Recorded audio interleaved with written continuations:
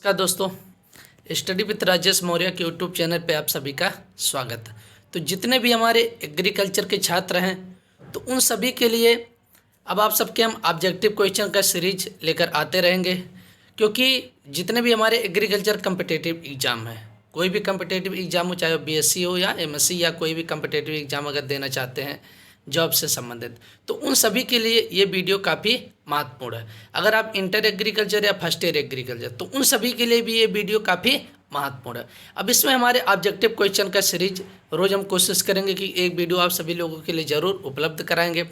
तो जितने भी स्टूडेंट हमारे इस यूट्यूब चैनल को देख रहे हैं, आप ज़्यादा से ज़्यादा हमारे इस वीडियो को शेयर करिए और कमेंट बॉक्स में ज़रूर बताइएगा कि आप सबको ये वीडियो कैसा लगा। अब देखिए, इसमें टेस्ट अगर देखा जाए, टेस्ट सीरीज नंबर, इसमें सब्जेक्ट अगर देखा जाएगा तो horticulture, GS plus animal husbandry, यानी आपके हार्टिकल्चर या उद्यान विज्ञान जैसे बोला था, कृषि शस्त्र विज्ञान भाग 2 या जीएस जनरल स्टडी या एनिमल हस्बेंड्री, इन सभी के लिए काफ़ी महत्वपूर्ण क्वेश्चन है जो सभी परीक्षाओं की दृष्टि से काफ़ी महत्वपूर्ण। अब देखिए, इसमें पहला क्वेश्चन हम देखते हैं, भूरे रंग का कर्ड बनना। अब कर्ड क्या होता है कि फूल गोभी का जो खाने वाला भाग होता है, क्या इडबल पार्ट्स ऑफ कॉलीफ्लावर, यानी फूल गोभी का खाने वाला भाग क्या होता है, कर्ड होता है, जिसे बोला जाता है पुष्पक्रम बोला जाता है, ठीक है, हिंदी में बोला जाता है पुष्पक्रम भी कहा जाता है। तो फूल गोभी का खाने वाला भाग कौन सा होता है, कर्ड होता है। तो मतलब अब इसमें कि भूरे रंग का कर्ड होना, मतलब जो जो हम फूल गोभी का पुष्प खाते हैं या जो जिसे कर्ड बोला जाता है, अगर वो भूरे रंग हो जाता, ब्राउन कलर हो जाता, तो किसके कारण होता। तो पहला ऑप्शन दिया मोलिब्डेनम की कमी, दूसरा ऑप्शन दिया नाइट्रोजन की अधिकता, तीसरा ऑप्शन दिया बोरान की कमी और चौथा ऑप्शन दिया मैग्नीशियम की कमी। तो भूरे रंग का कर्ड बनना किसके कारण होता है, तो बोरान की कमी के कारण, किसके डिफिशियंसी ऑफ बोरान या बोरान की कमी के कारण होता है। मतलब ब्राउनिंग अगर पूछ लेता, क्या ब्राउनिंग रोग किससे संबंधित है, फूल गोभी से, और फूल गोभी में ब्राउनिंग रोग किसके कारण होता है, तो बोरान की कमी के कारण होता है। किसके कारण, बोरान की कमी के कारण होता है। अगला क्वेश्चन आ जाता है, पूसा रेड प्रजाति है, यानी Pusa red is the variety of. अब पूसा रेड किसकी वैरायटी ऑफ प्रजाति है, तो यहाँ पर पहला ऑप्शन टमाटर, दूसरा बैगन, तीसरा फूल गोभी, चौथा ऑप्शन दिया पत्ता गोभी। तो पूसा रेड जो होती है वो वैरायटी या प्रजाति किसकी है, पत्ता गोभी, यानी कैबेज का हो जाएगा। किसका हो जाएगा, कैबेज का। तो दूसरा क्वेश्चन अगर पूछ लेता पूसा रेड किसकी वैरायटी या प्रजाति है, तो कैबेज यानी पत्ता गोभी का। नेक्स्ट क्वेश्चन आ जाता है, ग्रीष्मकालीन भिंडी के बीज दर, यानी समर सीजन। अब समर सीजन जिसकी हम बुआई कब करते हैं, फरवरी से मार्च में करते हैं, ग्रीष्मकालीन जिसे बोला जाता है, ठीक है। तो ग्रीष्मकालीन जो भिंडी की बीज दर होती है ये कितनी होती है, तो पहला ऑप्शन दिया 10 से 12 किलोग्राम, दूसरा ऑप्शन दिया है 20 से 25 किलोग्राम, तीसरा ऑप्शन दिया 8 से 10 किलोग्राम और चौथा ऑप्शन दिया 18 से 20 किलोग्राम। यानी तो ग्रीष्मकालीन जो भिंडी के बीज दर होती है वो 18 से 20 किलोग्राम होता है। कितना होता है, 18 से 20 किलोग्राम। तो ये सब क्वेश्चन काफ़ी महत्वपूर्ण है जो कम्पिटेटिव एग्जाम में जरूर पूछे जाते हैं। तो ये आप ध्यान रखना कि ग्रीष्मकालीन भिंडी की बीज, अगर वहीं पूछ जाता वर्षाकालीन या रैनी सीजन, तो वर्षाकालीन या खरीफ ऋतु या रैनी सीजन का 10 से 12 किलोग्राम होता है। कितना होता है, 10 से 12 किलोग्राम। अगला क्वेश्चन नंबर 4 आ जाता है, पीला सिरा मोजैक के प्रतिरोधी प्रजाति, यानी जिसे बोला जाता है येलो मोजैक रेसिस्टेंट वैरायटी या येलो मोजैक डिजीज जो होता है। तो पहले आपको ये ध्यान रखना है, पीला सिरा मोजैक या येलो वाइन मोजैक जिसे बोला जाता है, तो पीला सिरा मोजैक रोग ये किस में होता है, ये एक रोग का नाम है पीला सिरा मोजैक। ये किस में होता है, ओकरा यानी भिंडी में होता है। किस में होता है, भिंडी। अब इसके प्रतिरोधी प्रजाति मतलब कौन सी ऐसी वैरायटी या प्रजाति जिसमें ये रोग नहीं लगता, प्रतिरोधी मतलब या रेसिस्टेंट मतलब जिसमें वो रोग नहीं लगता है। तो पीला सिरा मोजैक रोग भिंडी में होता, किसके द्वारा होता, वायरस द्वारा होता। अब इसके प्रति रेसिस्टेंट वैरायटी कौन सी, तो अर्का अनामिका हो जाएगा। कौन सा हो जाएगा, अर्का अनामिका। तो आपको यहाँ पर यह ध्यान रखना है कि पीला सिरा मोजैक रोग किस में लगता है, भिंडी में, किसके द्वारा, वायरस द्वारा। अब इसके प्रति रेसिस्टेंट वैरायटी या प्रतिरोधी प्रजाति कौन सी हो जाएगी, अर्का अनामिका हो जाएगा। नेक्स्ट क्वेश्चन आ जाता है कि मिर्च में लीफ कर्ल रोग का वाहक। तो आपको पहले ये क्वेश्चन ध्यान कि लीफ कर्ल रोग किस में है, मिर्च में है। किस में, मिर्च में लगता है। इसका वाहक मतलब इसको फैलाने का कार्य कौन करता है, ट्रांसमिट कौन करता है एक स्थान से दूसरे स्थान तक, तो थ्रिप्स हो जाएगा। कौन सा, थ्रिप्स। जबकि लीफ कर्ल रोग जो होता है वो किसके, वायरस के द्वारा होता है। किसके द्वारा, वायरस के द्वारा। इसको फैलाने का कार्य वाहक कौन है, ट्रांसमिट कौन करता है एक स्थान से दूसरे स्थान पर, फैलाता कौन है इस रोग को, तो थ्रिप्स हो जाएगा। क्या हो जाएगा, थ्रिप्स। तो मिर्च में लीफ कर्ल रोग होता है, इसको कौन सा होता है? तो थ्रिप्स। नेक्स्ट क्वेश्चन आ जाता है, साइचिट्रियम एंडोबायोटिकम कारक है। अब देखिए, साइचिट्रियम एंडोबायोटिकस या एंडोबायोटिकम यहाँ रहेगा, या एंडोबायोटिकस भी हो सकता है, दोनों आप ध्यान रखना।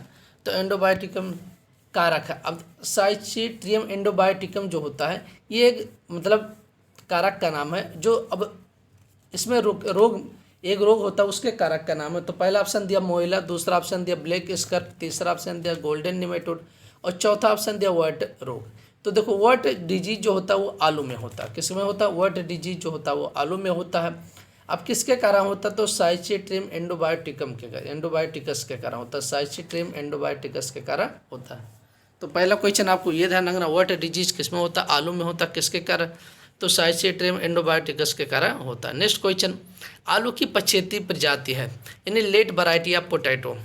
अब आलू की वैरायटी देखो, आप सभी लोग जानते होंगे, जितने भी जिसमें कुफरी लगा रहता है, यानी कू या कुफरी, वो सभी आलू की वैरायटी होती है। लेकिन तो इसमें पूछा जाए कि आलू की पछेती प्रजाति, पहला ऑप्शन दिया कुफरी देवा, दूसरा कुफरी चमत्कार, तीसरा कुफरी नवजोत और चौथा ऑप्शन दिया कुफरी अलंकार। तो आलू की पछेती प्रजाति हो जाएगी कुफरी देवा हो जाएगी। कौन सी? कुफरी देवा। नेक्स्ट क्वेश्चन, आयरलैंड में अकाल कब पड़ा? यानी आयरलैंड में अकाल कब पड़ा था? तो पहला ऑप्शन 1943, दूसरा ऑप्शन दिया 1945, तीसरा ऑप्शन दिया 1845 और चौथा ऑप्शन दिया 1785। तो आयरलैंड में जो अकाल पड़ा था किसके कारण?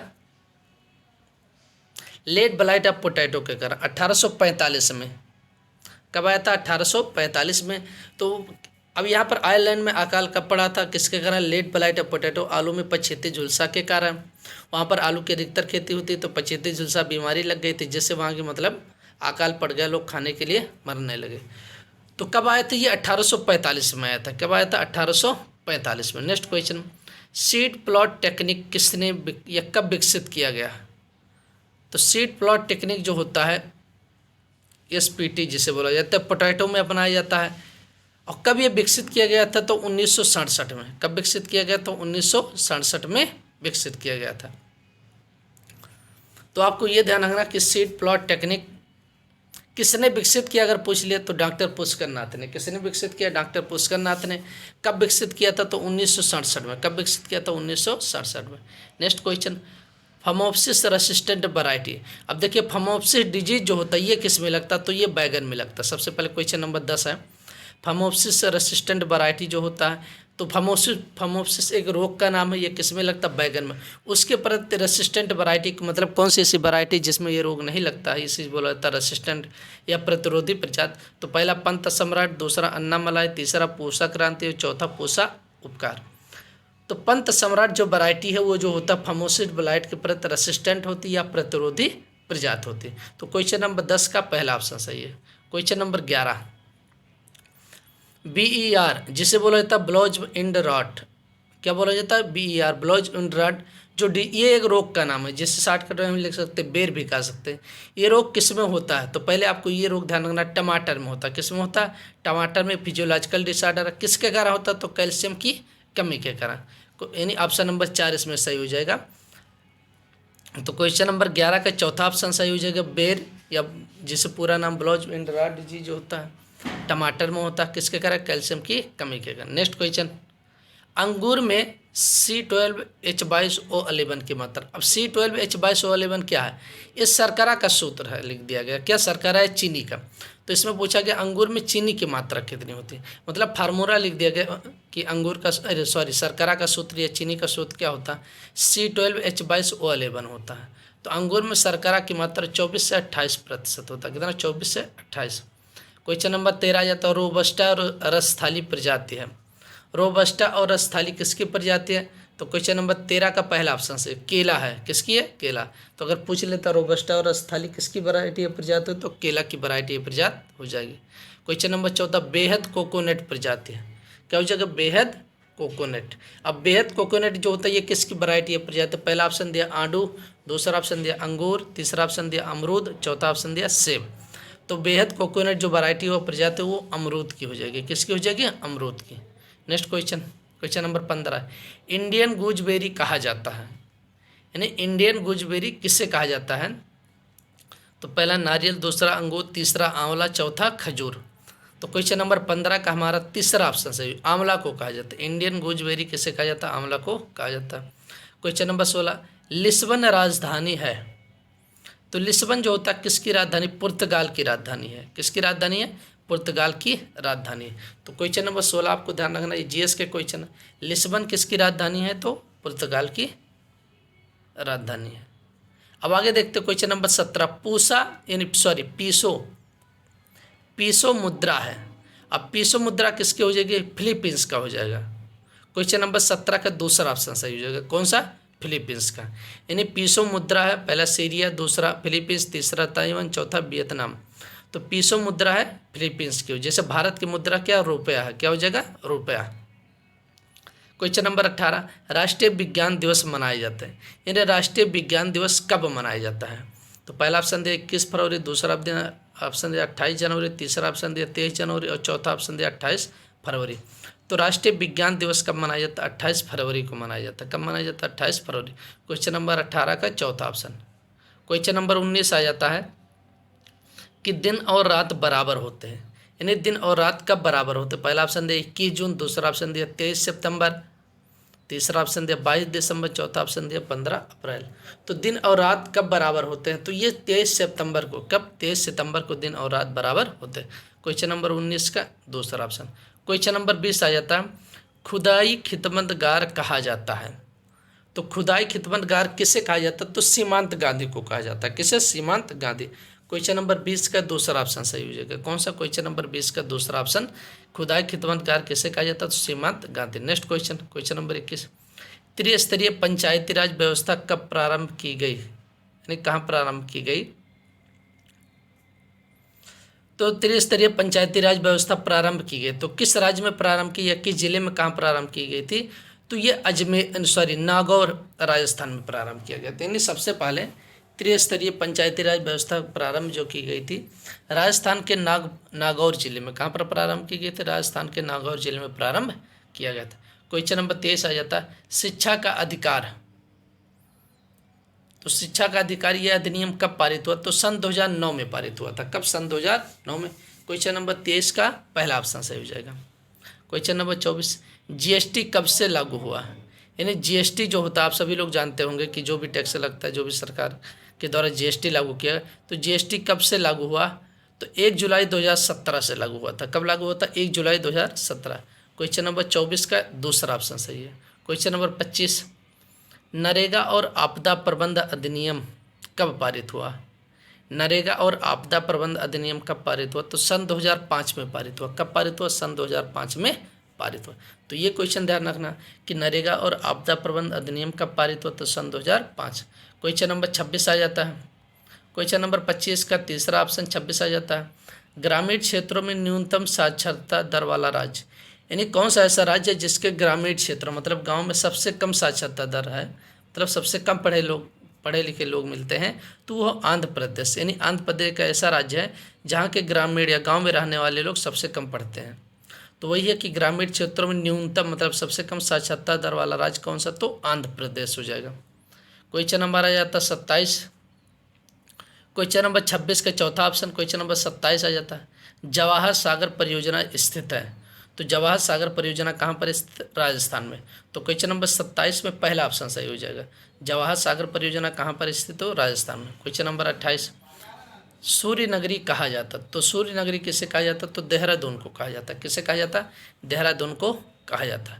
क्वेश्चन नंबर 28 का पहला ऑप्शन। क्वेश्चन नंबर 29 आ जाता है, भारत का संपूर्ण क्षेत्रफल विश्व के कुल क्षेत्रफल का लगभग कितना प्रतिशत है? यानी भारत का जितना भी क्षेत्रफल है, जितना भी भूमि है, वो विश्व के कुल क्षेत्रफल का लगभग कितना प्रतिशत है? तो 2.42% हो जाएगा। कितना हो जाएगा? 2.42। तो क्वेश्चन नंबर 29 का चौथा ऑप्शन सही। कौन सा? चौथा। क्वेश्चन नंबर 30, निराकारी आंदोलन की शुरुआत किसने की?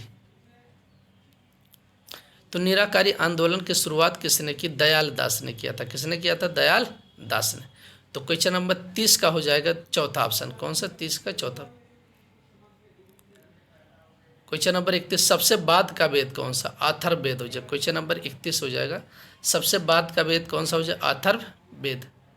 क्वेश्चन नंबर 31 का चौथा। क्वेश्चन नंबर 32, जैन धर्म के संस्थापक कौन है? ऋषभ देव हो जाएंगे। तो क्वेश्चन नंबर 32 का तीसरा ऑप्शन कौन सा? 32 का तीसरा ऑप्शन जैन धर्म के संस्थापक ऋषभ देव।